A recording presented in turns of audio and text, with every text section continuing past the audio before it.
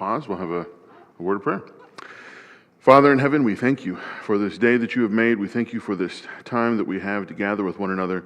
We thank you for the opportunity to study from your word and the chance that we have to perhaps better understand it and better understand you and better understand how you would have us live our lives. We ask that you would bless us as we study, that we may indeed grow to a greater understanding. And Father, we ask that you would as well give us the courage and the strength to live the lives that you would have us lead, not just merely to know what those would be. We are grateful, Father, for all that you have done and will do, but we are most thankful for the gift of your Son, Jesus. We pray these things in Jesus' name. All right. Psalm 123. A little bit short, this one. Hopefully my contact doesn't bother me too much. Okay. A song of ascents. Unto you do I lift up my eyes, O dweller in the heavens.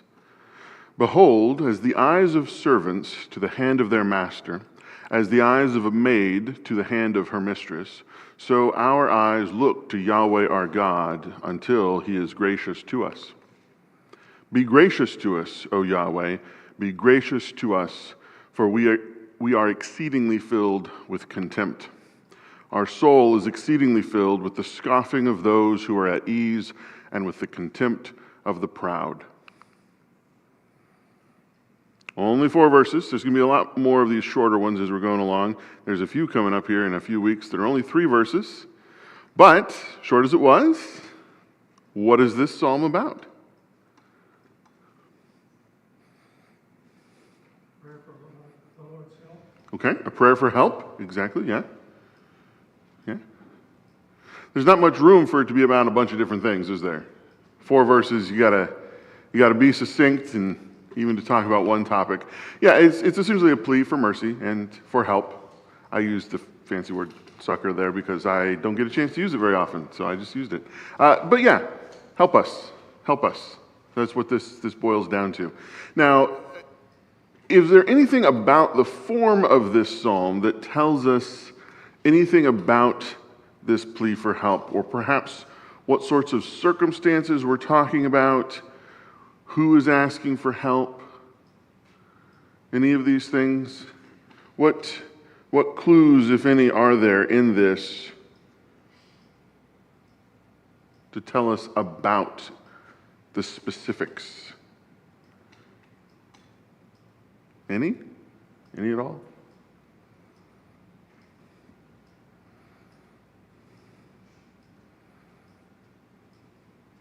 A little bit of a trick question. There's not really a lot there, is there?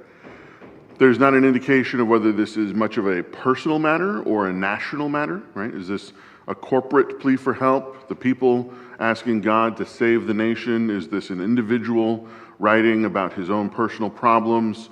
What is it that is being suffered? Well, I mean, contempt. People are looking on this person with contempt, but what does that really mean? You know, is this physical danger? Is this professional danger? Is this political danger? Is this... There's not a lot there. There's a few small things, which we will get to as we go along, that kind of tell us something about one element, one aspect of this. But again, there's not a lot there. On the positive note, I mean, it kind of defeats us in terms of understanding when this was written, for whom this... Come on in, Dove, I understand. Come on. All right, thanks, bud. It defeats us from an understanding exactly who this is for, or when it might have been written. Is this for the king? Is this for an individual? But on the positive side, it could be for any one of us. It's very easily used by any one of us in our own personal lives to think about this, to contemplate this, to meditate on this for ourselves. Right? It makes it suitable for a broader audience and for all of us to adopt. But what is the significance of lifting up one's eyes, as it talks about here in the first couple verses?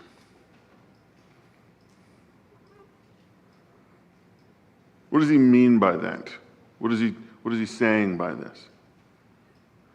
Yeah. It could also be reverence, because historically you didn't look to someone. You're always keeping your eyes down if they're royalty of some kind. Sure. And then when you look up at them, you're basically saying they are above you. Right, right. No, that's an excellent point. The idea of subservience or being in a more submissive position relative to another, right? The idea that God is above us and we are beneath him, right? The person, the being that is greater is higher, and the one that is lesser is lower. The idea of looking up beyond yourself to God, to someone who is able to help you when you can't help yourself. What other things can we take out of this?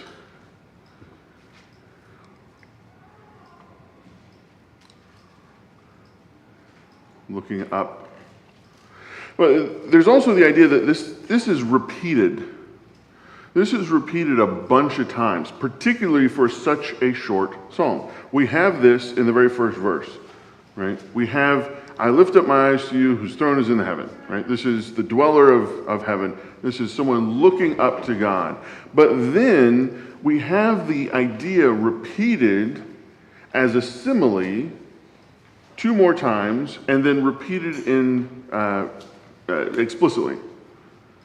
Lifting up the eyes, as the eyes of slaves or servants look to their master, as the eyes of a maid look to the hand of her mistress, so our eyes look to God. We have that same idea 4 times within the first 2 verses.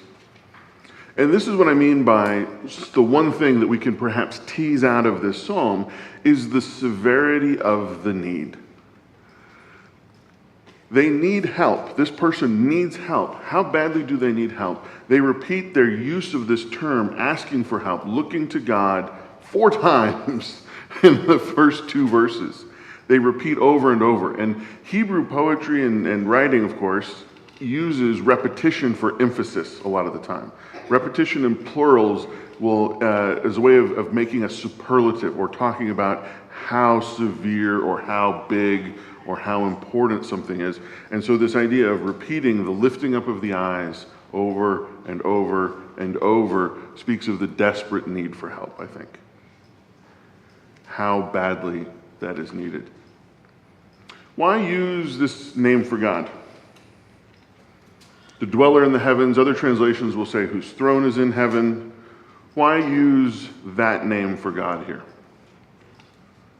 Why might one do this?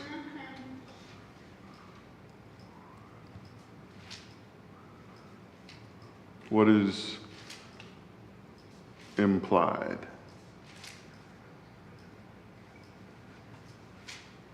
Yeah. I think it's just another way of recognizing how much above us he is. Yes. Yeah.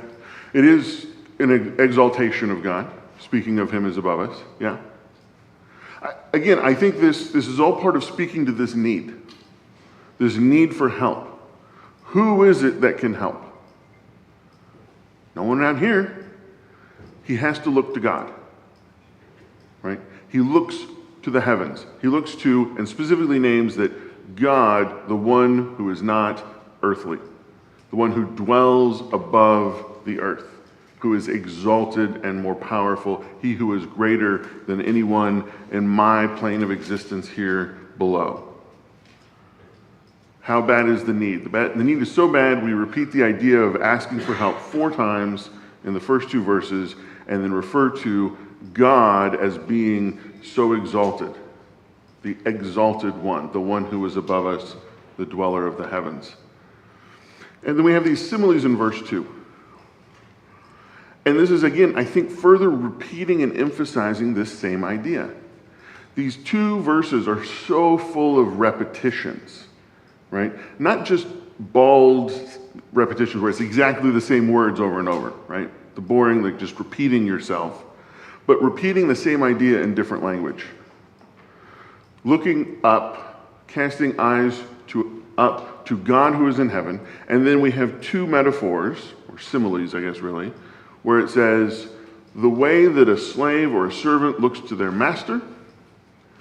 Again, the idea of looking for help, looking for direction, looking for guidance, and the one who is in the very subservient position, looking to the one who is in the position of control and power. And then the exact same thing again. As a maid to her mistress, again, the same idea of help and is required, that is guidance that is needed, that is someone who is above, emphasizing over and over the psalmist is the one who needs this help so desperately, and looking up to God.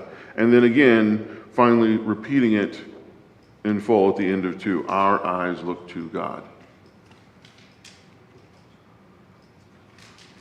There's a constant refrain in 2 verses of this needing help, looking up. This is how badly the person is. Why eyes and hands, though?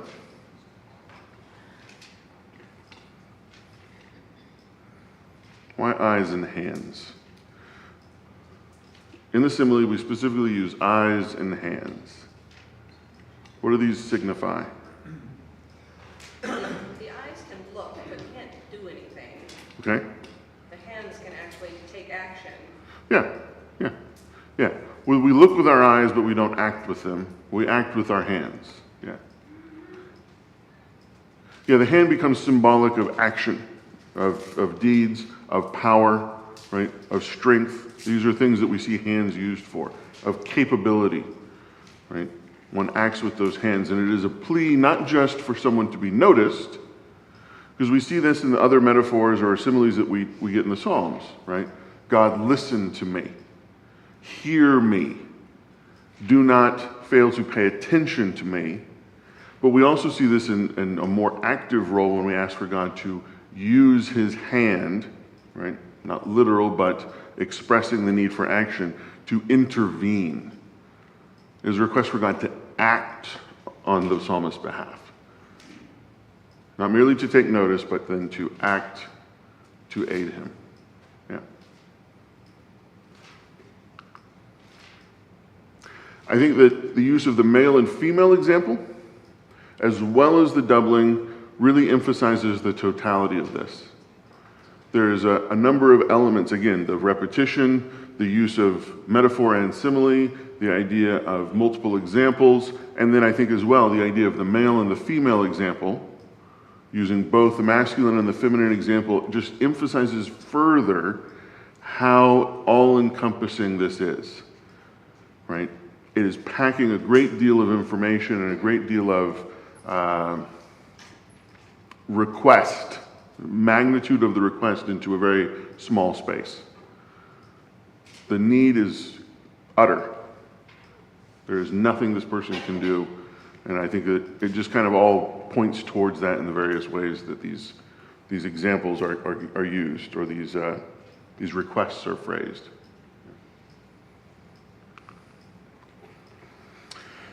We have 3 repeating as well, in a more literal kind of repetition. The beginning line, or first couple lines of 3, have mercy on us, O Lord, have mercy on us. Again, with a different kind of repetition, but again, emphasizing the great need, and then I would say also urgency of this request.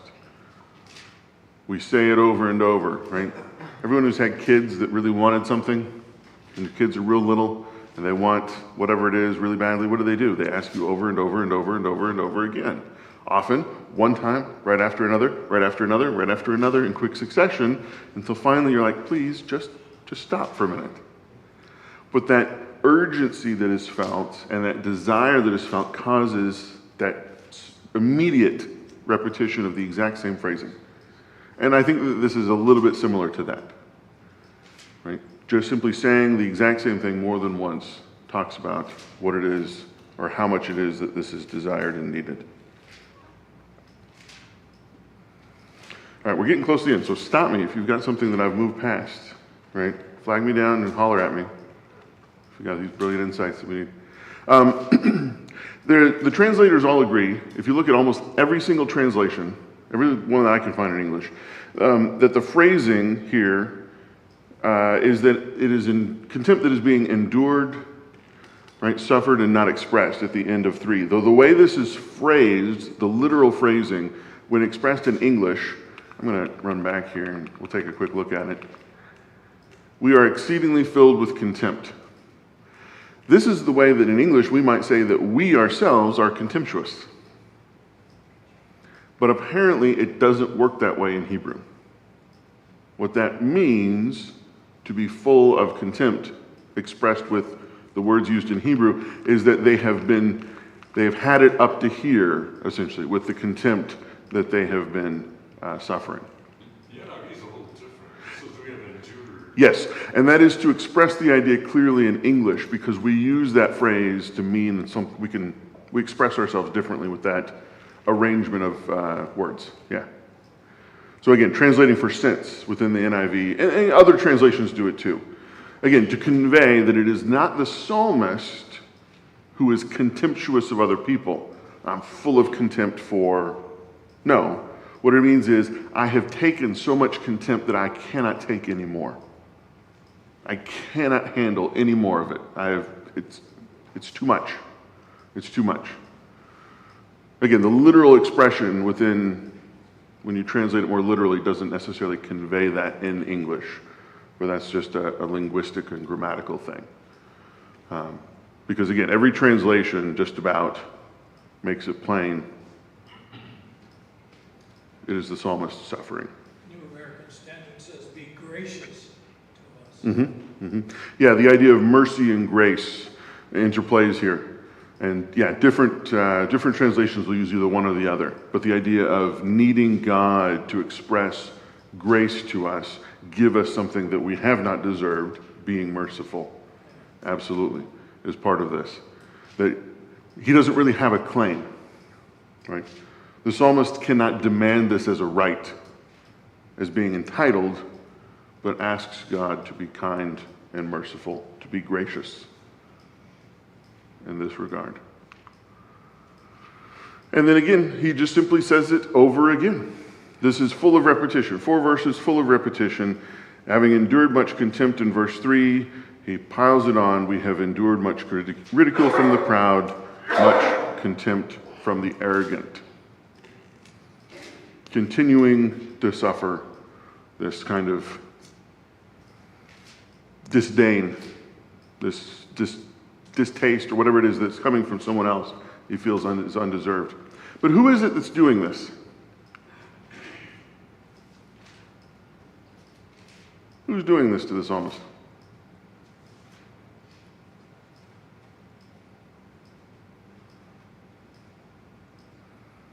Not much of a clue, not much of information. From the proud, from those that think of themselves as being better. They've exalted themselves. Perhaps those with money and power. The example of servants in the in the second verse, may indicate that this is written from the direction or the perspective of someone who thinks of themselves as being lower class. Right? That they are downtrodden and that they have people oppressing them. Oh, I'm sorry, Dennis, yes? Verse 4 says, the scoffing of those who are at ease. Of those who are At ease. at ease. Yeah, there's a number of different ways that this is translated in different versions, to talk about who it is that's going to be doing this. But again, taken with the first couple verses of the person in the subservient role, it may well be. As well, this is one of a collection of psalms that we've been talking about. What's the superscription on this and all the psalms around it? Song of Ascents. Song of Ascents. These are the people that are going on pilgrimage to Jerusalem for various reasons. That's the kind of collection, or people that are going up to worship. And I think that we can infer a little bit that that's what this is. This is not written plainly. That they're being held in contempt by those who are not going to worship. That in this action of going up to worship God, of going to the temple to fulfill their obligations, there are those who look down on them and make fun of them for doing this.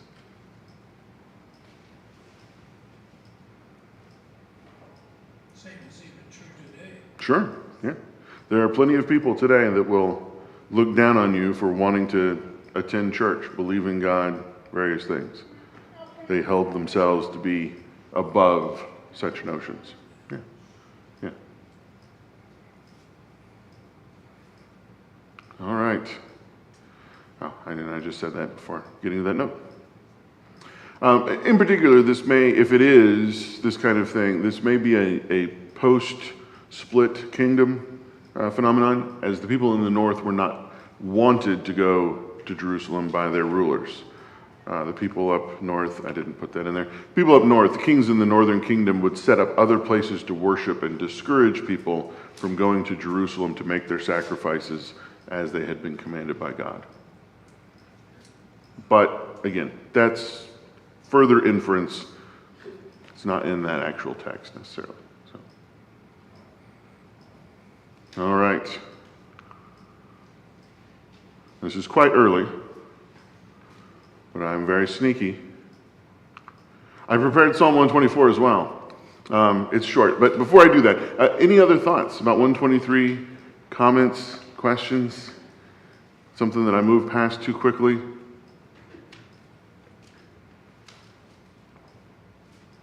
No? All right, well, let's get a jump on 124 here. This may happen more than once. There are, as I say, a number of Psalms coming up here in a few weeks that have only 3 verses, so we may do this again. Psalm 124, a song of ascents of David. If it had not been Yahweh who was on our side, pray, let Israel now say, if it had not been Yahweh who was on our side when men rose up against us, then they would have swallowed us up alive when their wrath was kindled against us. Then the waters would have overwhelmed us, the stream would have gone over our soul, then the proud waters would have gone over our soul. Blessed be Yahweh, who has not given us as a prey to their teeth. Our soul has escaped as a bird out of the snare of the fowlers. The snare is broken, and we have escaped. Our help is in the name of Yahweh, who made heavens and earth. What is this psalm about? Praise, yes. What kind of praise? Well, he protected them all the whole time. Sure, yeah. Praise for being protected. Without him, they would have been crushed. Yeah. Yeah, there was a specific danger, and they were rescued or saved from the danger that they had. Yeah. And then they are praising God for having done this. Not to go back and forth too much, one of the things that's missing from the previous psalm is any sort of expectation of answer. It's so short that it leaves out any confidence that God is going to answer them. And in a sense, we may have this psalm following the one before as a way of adding that idea if these are going to be used in sequence, because we have about 15 different songs of ascents put here together in a group. And this psalm may indeed be used as a way of expressing thankfulness after the request of the previous one. Maybe not, but again, somebody arranged them in this order deliberately, putting these together. The book of Psalms was not random or hodgepodge. Someone made a choice and a decision. So thanksgiving for salvation. It could well be about escapes from danger on a pilgrim's journey, again with the idea of it being the Song of Ascents, people going to Jerusalem to worship. The idea of this being for that purpose, that there is danger on the way for those who come from far away, and that they have to then evade and avoid and escape various kinds of perils. In this case, it seems enemies in particular, actual people. This is not just, oh, it's hot, it's far, we have enough food, have enough water, but the active efforts of people to waylay them, to stop them on this journey. And this is about their escape. So the Israelites then should and do give credit and glory to God for their salvation. This is the first 2 verses talking about if God had not been with them. And it is important, he says, he has this little parenthetical interlude, that it is important for Israel to say this, that if God had not been with them, they would not have been saved. I think it is a really important thing to note or to think about for ourselves as well. When we think about our own lives and the dangers that we escape from, the things that we are preserved from, to acknowledge that God is involved in this. That God has an active role to play in preserving us from danger, saving us from the problems that we encounter. The psalmist is very clear about we don't accomplish anything of our own. Right? It is not through our own strength that we do these things. As well, no one but God could have helped. There are plenty of times where no one but God is able to intervene to solve problems, difficulties, overcome obstacles. And then we imply his supremacy and faithfulness both. So God is able to save them, but what is he saving them from? Sounds like death. Death? Why would you say it sounds like death? Talking about the water rushing over their soul. Okay. Okay. Yeah? Yeah, there's a number of these. The torrent would have swept over us. Waters would have swept us away. We would have been swallowed up alive. Yeah. It sounds like death all the way through. Dennis? Somebody's anger was kindled against them. Yeah. Yeah, and in particular, someone is angry or someone is attacking them. And this is not just a physical danger like an earthquake or something that once it's over, right? That has an intelligence and a malice behind it and requires more to avoid, to evade, to escape.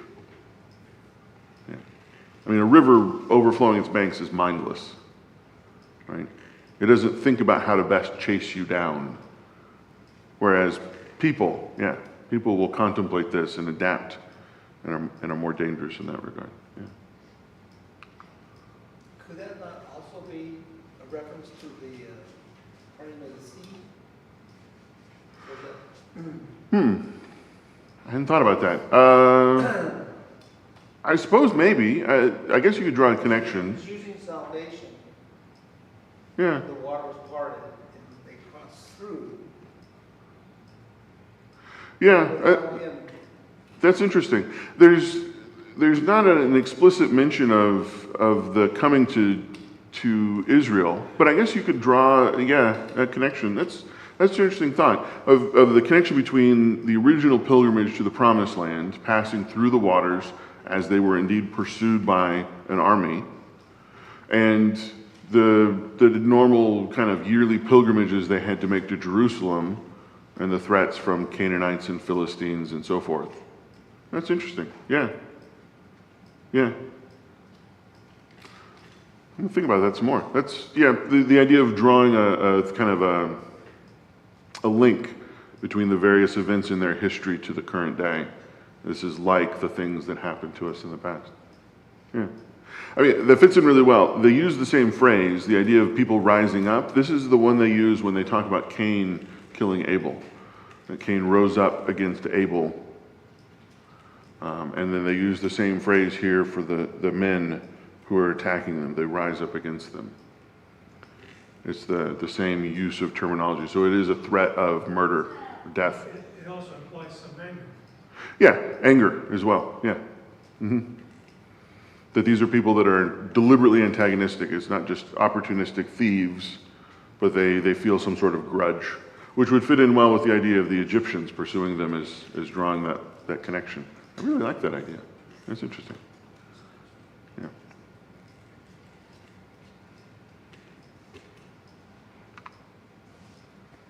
Who is attacking them, though?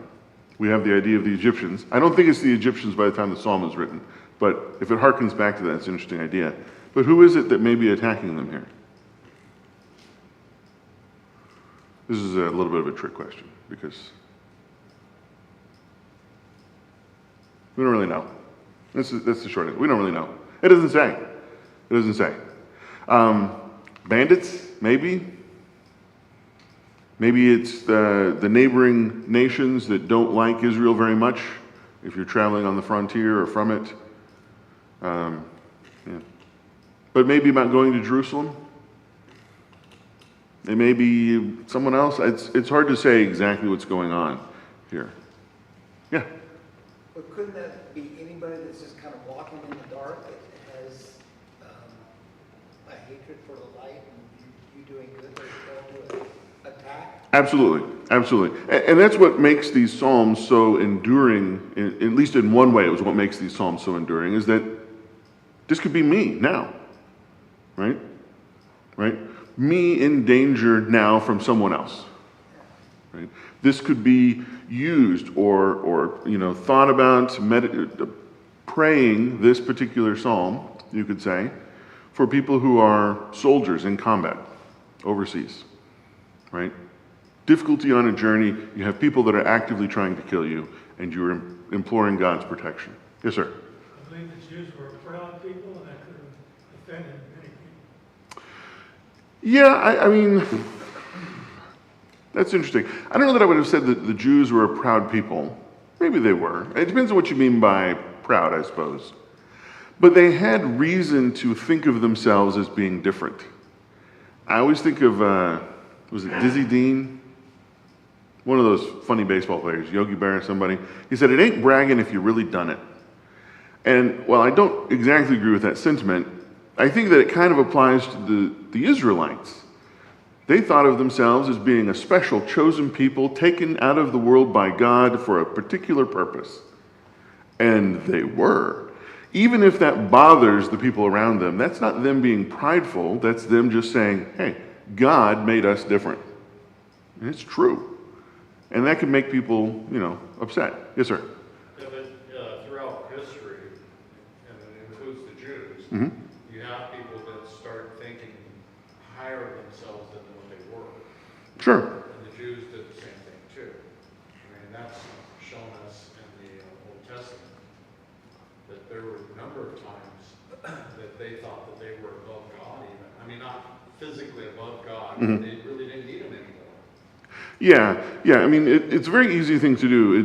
It's a trap that any of us that gets selected for any sort of favor, when we think about ourselves, we need to have the humility to think, maybe what I'm doing is a special thing. But it's likely that whatever specialness I have is because I'm now doing this thing, not that I was picked because I was already so wonderful. Right? Like, the Jews were not so wonderful that God had to choose them. They became this wonderful, special people because God chose them. That God gave them that specialness, right? Like, I, as a Christian, get to go to heaven. I get to be loved by God. Not because I'm so great, but because He is, and He afforded me this opportunity that I am now a part of. And that's wonderful. God is wonderful and allowed me to be different than the world around me. And that it's open to everyone. It's not because, again, the people being called they're such wonderful people that we couldn't bear to not have you be part of this, but because God is so wonderful that He would like to extend His love and His mercy to grace to anyone who will accept Him. Yeah. So it is easy to start thinking about it the wrong way. But I think at least in the idealized form that we're getting in this psalm, these people may have been envious of who the Jews were, who the Israelites were, and their position, and maybe resentful of them saying, yeah, we're different from you. We're special. Our God is bigger and better than yours. The use of Israel as well may imply this is a more national kind of idea. The nation itself is under attack, whereas the previous one was much more personal at the individual level.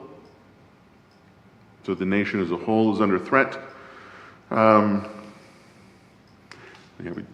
don't know. I'm moving a little quickly here. I'm going to say that maybe the Canaanites, we have some water metaphors here, and the Canaanites frequently worship deities associated with the sea, with water, with the raging torrent, because of the idea of chaos. People associated the gods that they worshipped with chaos, and chaos with water because of its inherent unpredictability. Now I want to be very clear about this is not explicitly said anywhere in here. I'm inferring this a little bit from the idea that this is what is being talked about. That the Canaanites who worshipped these kinds of sea deities, these gods of chaos, may be who is implied in this writing as those who are threatening them because of that, but you certainly don't have to subscribe to that theory. That's just me. But the idea of chaos and the worship of chaos was something popular with the Philistines and those around them. Yeah? Of course, these were gods in their imagination. Yeah, I mean, again, they're not certainly on a par, absolutely not, I want to leave that impression, with the true God, with Yahweh God, who is the one and only God. But I would be very hesitant to say that none of them ever had any spiritual reality. Because this is something that Paul talks about in the New Testament as well, that sometimes the idols that people worshipped and the gods that they set up were in fact worship that was given to demonic entities, right? Which is not to say that they had never any power at all, but none of them were anywhere comparable to the true God. That's certainly the case.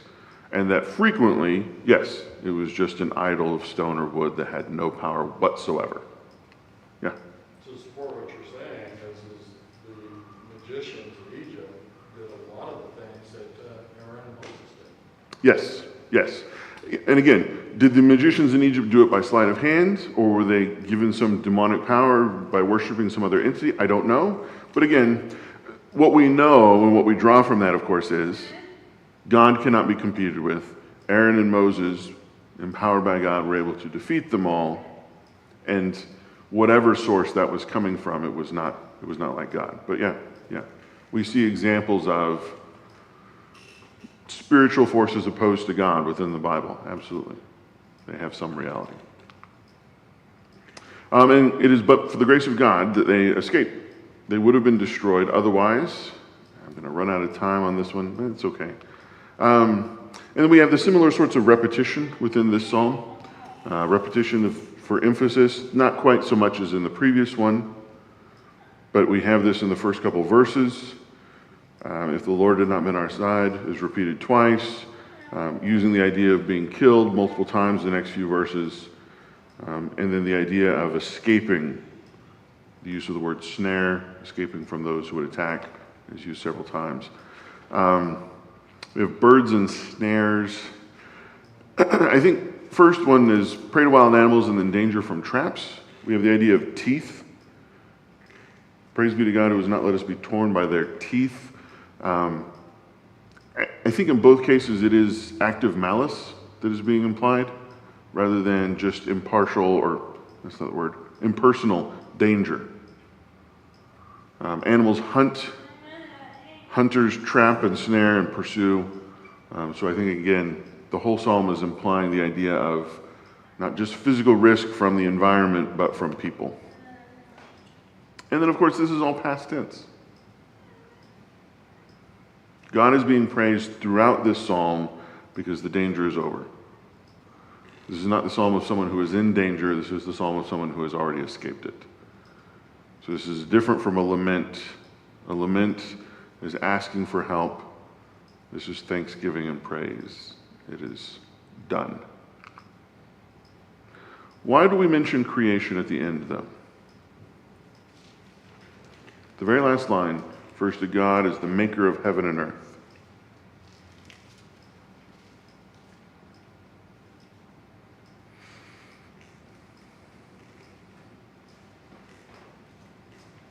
Could be simply he's the creator.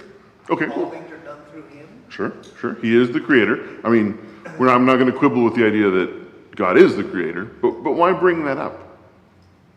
Yeah. Just to state his power. Okay. It's a way of stating his power. Yeah. All things are controlled by him. There is nothing that is impossible for him, right? It is a way of summing up that God is ultimately the source and force behind all that exists, right? That nothing within the world is outside of what he is able to control. It is a way of distinguishing the God of Israel from the other gods. The other gods are in some ways limited, right? They're subservient to times or methods or various things, and they worship limited gods. But Israel worships an unlimited God, a God who is the creator, the founder, the one who holds and binds everything together and is superior in every possible way to any other deity that they might bring up. So it is a final conclusion, I think, of talking about the absolute, limitless power and supremacy of the God of Israel. All right. Questions, comments, complaints? Probably not a complaint.